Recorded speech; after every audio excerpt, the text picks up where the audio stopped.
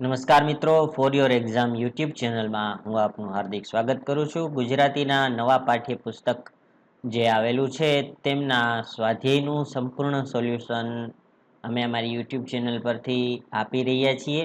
તો હજુ સુધી તમે અમારી યુટ્યુબ ચેનલને સબસ્ક્રાઇબ ન કરી હોય તો સબસ્ક્રાઇબ કરી બાજુમાં આપેલા બેલ આઇકોનને પ્રેસ કરીને ઓલ નોટિફિકેશન ઉપર ટિક માર્ક કરજો, જેથી દરેક વિડીયોની નોટિફિકેશન તમને મળતી રહે. તો આજના વિડીયોની અંદર આપણે ધોરણ 7 વિષય ગુજરાતી પાઠ 17 સફળ યાત્રાનું સ્વાધ્યાયનું સોલ્યુશન કરવા જઈ રહ્યા છીએ. એ પણ સંપૂર્ણ સ્વાધ્યાયનું સોલ્યુશન જવાબ સાથે જઈ રહ્યા છીએ. તો આ વિડીયોને વધુને વધુ શેર કરજો. વિડીયો થોડોક લાંબો હોય તો તમે આરામથી નિરાતે જોજો, કેમ કે સંપૂર્ણ સ્વાધ્યાયનું સોલ્યુશન આપતો હોવાથી વિડીયો થોડો લાંબો હોઈ શકે છે. અને આ વિડીયોને વધુને વધુ વિદ્યાર્થીઓ સુધી શેર કરજો. ચાલો હવે આપણે જોઈએ પાઠ 17 સફળ યાત્રાના સ્વાધ્યાયના સોલ્યુશન. જેમાં પહેલો પ્રશ્ન તમને આપેલો છે, વાતચીતમાં તમે પદયાત્રાના કયા કયા તીર્થ સ્થાનો વિશે જાણો છો? હું ગુજરાતના ડાકોર, અંબાજી, બહુચરાજી, ચોટીલા, વીરપુર, સાળંગપુર, પાવાગઢ વગેરે યાત્રાના તીર્થ સ્થાનો વિશે જાણું છું. ત્યારબાદ બીજો પ્રશ્ન છે, તમને પદયાત્રા ક્યાં કરવી ગમે? કેમ? મને ડાકોરની પદયાત્રા કરવી ગમે છે. ફાગણી પૂનમ એટલે કે હોળીના દિવસે ડાકોરના ઠાકોર ભગવાન શ્રી રણછોડરાયજીના દર્શનનો વિશેષ મહિમા છે. દર વર્ષે લાખોની સંખ્યામાં શ્રદ્ધાળુઓ પદયાત્રા કરી ડાકોર પહોંચે છે. ડાકોરના ઠાકોરના દર્શન કરવા ભક્તો જાણે અધીરા બને છે. આ દિવસે ભગવાન વિશેષ શણગારમાં દિવ્ય રૂપે ભાવિકોને દર્શન આપે છે. મોટી પૂનમ અને હોળી હોવાથી ભગવાન ભક્તો સાથે હોળી રમે છે. ભગવાન 5 વખત 9 રંગોનો ખેલ કરે છે અને ભક્તોને હોળી રમાડે છે. તેથી આ દિવસે વિશાળ સંખ્યામાં ભાવિકો ડાકોર પહોંચે છે. આમ મને ડાકોરની પદયાત્રા કરીને ભગવાનના દર્શન કરવાનું, તેમની સાથે હોળી રમવાનું ખૂબ ગમે છે. ત્યારબાદ ત્રીજો પ્રશ્ન તમને ત્યાં આપેલો છે, તમે ક્યારેય યાત્રાએ ગયા છો? ત્યાં શું શું જોયું છે? હા, હું સહપરિવાર વારાણસી એટલે કે કાશી, મથુરા, વૃંદાવન વગેરે સ્થળોએ યાત્રાએ ગયો હતો. અમે વારાણસીમાં કાશી વિશ્વનાથ મંદિરે દર્શન કર્યા હતા. વારાણસી ગંગા નદીના કિનારે હોવાથી ત્યાં કુલ 84 ઘાટ હોવાથી આ નગરીને ઘાટનું શહેર કહે છે. ત્યાં મેં નૌકા વિહારની મજા માણી હતી. સાંજે દશાશ્વમેઘ ઘાટની ગંગા આરતીનો લાભ લીધો હતો. ત્યાંથી અમે 10 કિલોમીટર દૂર આવેલા સારનાથ બૌદ્ધ ધર્મસ્થાનની મુલાકાત લીધી હતી. અહીં ભગવાન બુદ્ધે પ્રથમ ઉપદેશ આપ્યો હતો. ત્યારબાદ અમે મથુરામાં ગોવર્ધન ટેકરીના દર્શન કર્યા હતા. દ્વારિકાધીશ મંદિરના દર્શન કર્યા, જ્યાં ખૂબ જ ભીડ હતી.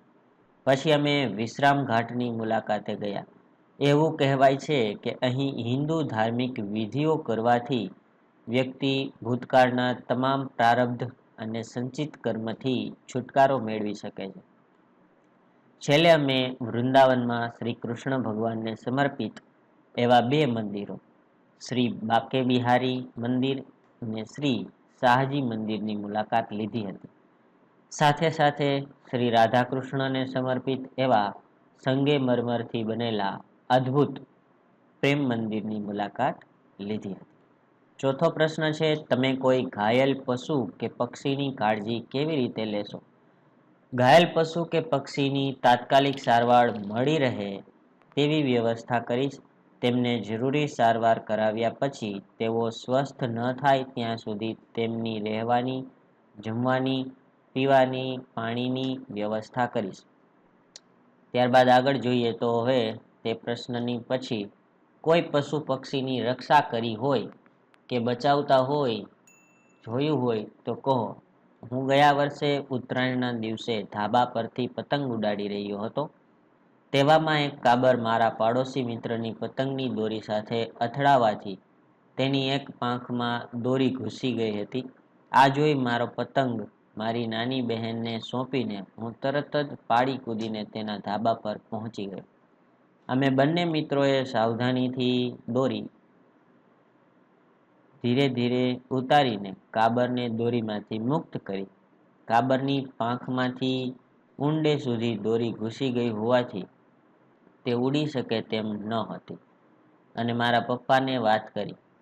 તેમણે ઘાયલ પંખીની સારવાર માટેનો હેલ્પલાઇન નંબર, જે તમારા શહેરમાં નંબર હોય તે નંબર અહીં તમે લખી શકો છો, કરુણા મેસેજ કરીને ટીમને બોલાવી લીધી. તેમણે કાબરને પ્રાથમિક સારવાર આપી પાટાપિંડી કરી આપી અને કાબર સાજી થાય ત્યાં સુધી તેની દેખભાળ કરી. છઠ્ઠો પ્રશ્ન છે, સમાજમાં કઈ કઈ સંસ્થાઓ કે જીવદયા પ્રવૃત્તિઓ દ્વારા ઘાયલ પશુ પંખીઓને બચાવવામાં આવે છે? સમાજમાં ઠેર ઠેર, ગામે ગામ જુદી જુદી જ્ઞાતિઓના લોકોએ પશુ પંખીઓને બચાવવા તેમજ તેમની કાળજી લેવા કેન્દ્રો ઊભા કર્યા છે. કેટલાક ધાર્મિક ટ્રસ્ટો છે, કેટલીક ગૌશાળાઓ છે. મૂંગા પશુ પંખી માટે ખૂબ જૂના કાળજીથી સમાજની એવી વ્યવસ્થા કરતો આવ્યો છે. જે પૈકી કર્તવ્ય જીવદયા કેન્દ્ર મોરબી શહેરમાં ઘાયલ અને અપંગ શ્વાનને આશરો આપતી સંસ્થા છે અને જીવદયા ચેરિટેબલ ટ્રસ્ટ સુરેન્દ્રનગર દ્વારા ઘાયલ પક્ષીઓની સારવાર કરવામાં આવે છે. ત્યારબાદ બીજો પ્રશ્ન તમને આપેલો છે, આપેલ કાવ્ય પંક્તિના અર્થ સામે ખરાની નિશાની કરો. ચાલો, શું કહે છે કે હવે પહેલું, અંગાર વરસાવતો આકરો ઉનાળો, તો તેમાં ઉનાળાનો સખત તાપ આગ વરસાવી રહ્યો છે. અમી જડે આઈ આવી, ખર ઊભો થયો. મીઠા જળથી ગધેડાને શક્તિ આવી, તે ઊભો થઈ ગયો. નેત્ર જળે નવડાવીશ પ્રભુ રામેશ્વર, આંખોના આંસુઓથી પ્રભુ રામેશ્વરનો અભિષેક કરીશ. ત્યારબાદ આગળ જોઈએ તો કાવ્યના આધારે નજીકનો અર્થ ધારો અને તેના ઉપર સર્કલ કરો. તો અંગાર, એની અંદર અગ્નિ ઉપર સર્કલ કરવાનું છે. પથ, રસ્તા ઉપર સર્કલ.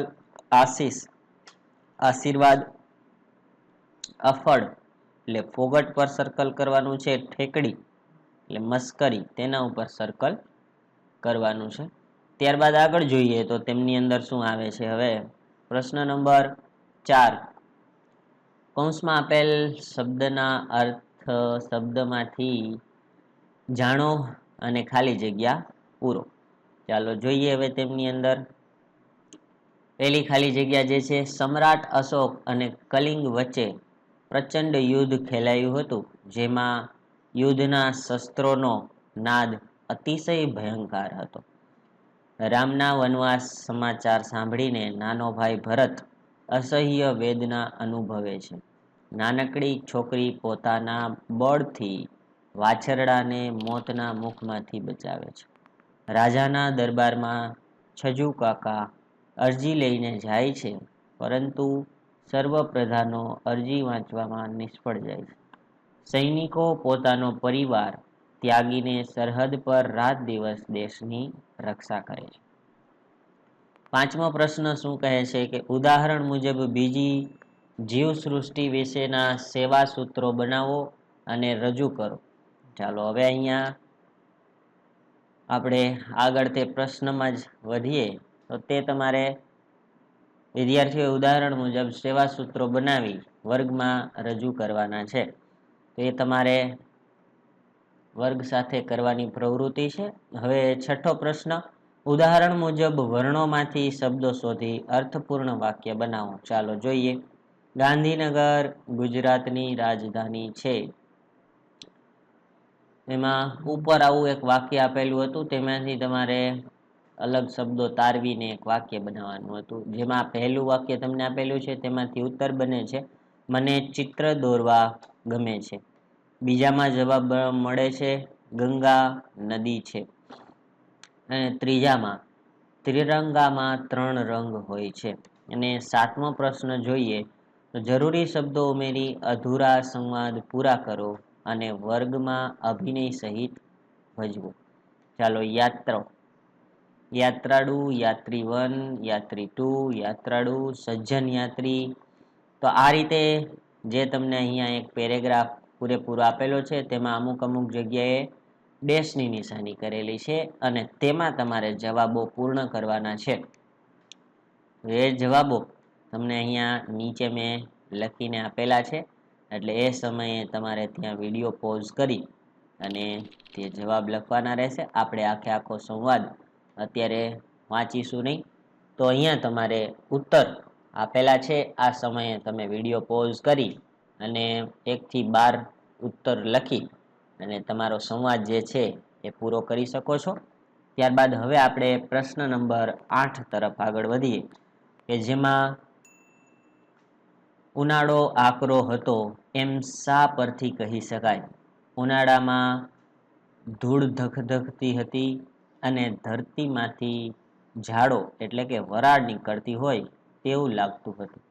તેથી કહી શકાય કે ઉનાળો અંગાર વરસાવતો હોય તેવો આકરો હતો. બીજું, યાત્રાળુઓ ગંગાજળ ચઢાવવા ક્યાં જાય છે? યાત્રાળુઓ ગંગાજળ ચઢાવવા રામેશ્વર જાય છે.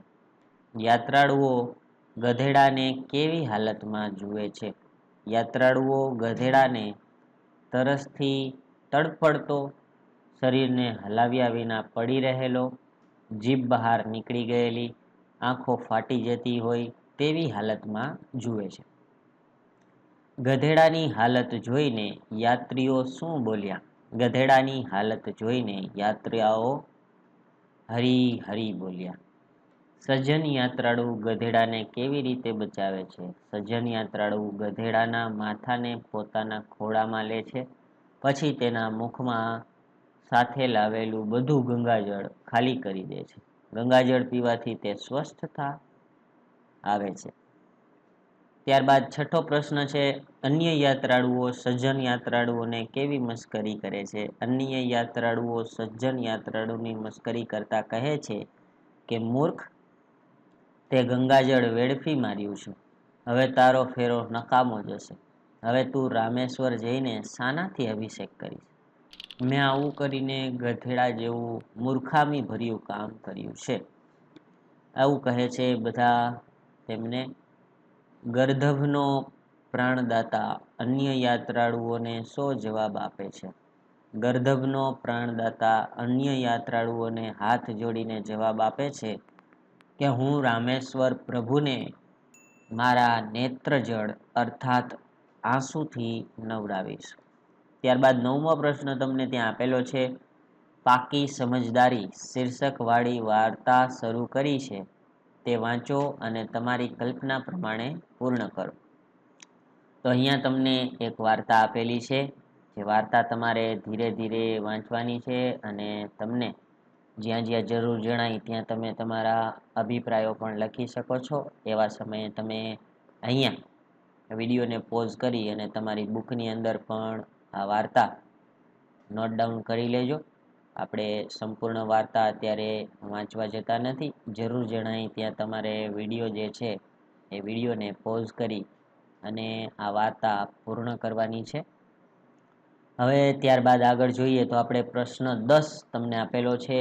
આપેલો ફકરો ધ્યાનથી વાંચીને તેની નીચે પૂછેલા પ્રશ્નોના ઉત્તર આપો. એટલે અહીંયા જે ફકરો આપેલો છે એ પણ તમારે ધ્યાનથી વાંચવાનો રહેશે. તેના પરથી તમારે પ્રશ્નોના જવાબ આપેલા છે એ શોધવાના રહેશે. તો હવે આપણે સીધા પ્રશ્નોના જવાબ તરફ જઈએ. તો આ ફકરો જે છે એ પહેલા તમારે તો વ્યવસ્થિત વાંચવાનો રહેશે અને ત્યારબાદ તમને અહીં 9 પ્રશ્નો આપેલા છે. 9 પ્રશ્નના જવાબ તમારે તેના પરથી આપવાના છે. ચાલો જોઈએ આપણે પહેલો પ્રશ્ન શું કહે છે. જીતી જનાર ટીમનું નેતૃત્વ કોણે કર્યું હતું? તો એમાં તમારે જવાબ લખવાનો છે શૈલેન્દ્રએ. મેદાન ઉપર રમવા કોણ નહીં આવ્યું હોય? તો તેમાં તમારે જવાબ લખવાનો છે પંકજ. પ્રારંભમાં એક ટીમના કેટલા ખેલાડી મેદાનમાં રમવા ઉતર્યા? તો તેમાં જવાબ લખવાનું છે 7. ચઢાઈ કરનાર ખેલાડીનું કૌશલ્ય જણાવો. તો તેમાં જવાબ આવશે પગ વડે સ્પર્શ કરવો. હવે અમારો જુસ્સો વધી ગયો. આ વાક્ય કોણ બોલે છે? તો તેમની અંદર જવાબ આવશે શૈલેન્દ્ર. અને ત્યારબાદ છઠ્ઠો પ્રશ્ન છે, ઘેરો ઘાલવ સાંકળ રચવામાં કોણ ન બન્યું? તો છઠ્ઠાની અંદર તમારે જવાબ લખવાનો છે ક, એટલે કે કમલેન્દ્ર. ત્યારબાદ સાતમું, વિજેતા ટીમનો સત્કાર ક્યાં થવાનો હતો? તો તેમાં તમારે જવાબ લખવાનો છે જિલ્લા સ્પોર્ટ્સ સ્કૂલમાં. અને આઠમો પ્રશ્ન છે, રેવામણી કોમ્યુનિટી હોલ ક્યાં આવેલો હતો? તો આઠમા પ્રશ્નની અંદર તમારે જવાબ લખવાનો છે જિલ્લા સ્પોર્ટ્સ સ્કૂલમાં. 9, દમ ઘૂંટવામાં કોણ પાવરધુ હતું? તો તેમાં જવાબ લખવાનો છે દિલીપ. વિદ્યાર્થી મિત્રો, અહીં આપણે ધોરણ 7 વિષય ગુજરાતીના પાઠ 17ના સ્વાધ્યાયનું સંપૂર્ણ સોલ્યુશન પૂર્ણ કરી દીધેલું છે. વધુ પાઠના વિડીયો ટૂંક જ સમયમાં અમારી યુટ્યુબ ચેનલ પરથી મળશે તમને. અને અમારા સોશિયલ મીડિયામાં જોડાવા માટેની લિંક તમને ડિસ્ક્રિપ્શનમાંથી મળી રહેશે. ત્યાંથી તમે તે બધા વિડીયો જોઈ શકો છો. અને આવા જ અવનવા વિડીયો જોવા માટે અમારી યુટ્યુબ ચેનલ સાથે જોડાયેલા રહેજો. આવજો વિદ્યાર્થી મિત્રો.